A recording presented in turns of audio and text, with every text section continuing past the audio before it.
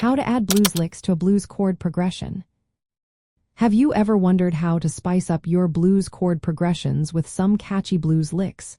If you want to add that extra flair to your playing, you are in the right place. Let's break it down step by step. First, it is essential to understand the blues chord progression.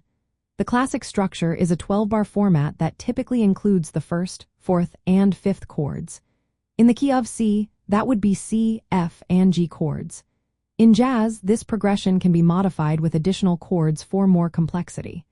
A popular variation is the quick change blues, where the fourth chord appears in the second bar. Next, let's identify what blues licks are.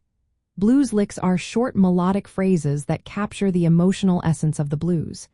They often use blue notes, which are flatted thirds and sevenths, along with techniques like bends and vibrato. You can create these licks from scales such as the minor pentatonic scale or the blues scale. Now let's apply these licks to your chord progression. When you are playing over the first chord, start with simple licks that highlight the root note.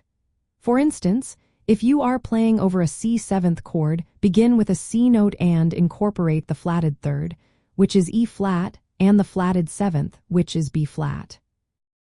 When the progression shifts to the fourth chord, which is F seventh in the key of C, use licks that resolve to the root of the fourth chord.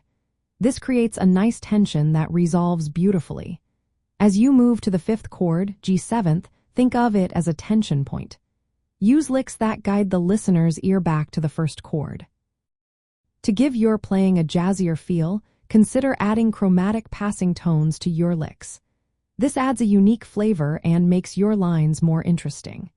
You can also use arpeggios of the chords to outline the harmony, creating melodic lines that fit seamlessly with the chords. Another technique to incorporate is the 2-5-1 progression, which is common in jazz. By using the second and fifth chords as passing chords, you can add harmonic interest to your playing. For practical application, start by improvising over a simple blues progression. Focus on creating melodic lines that utilize blue notes and chromatic passing tones.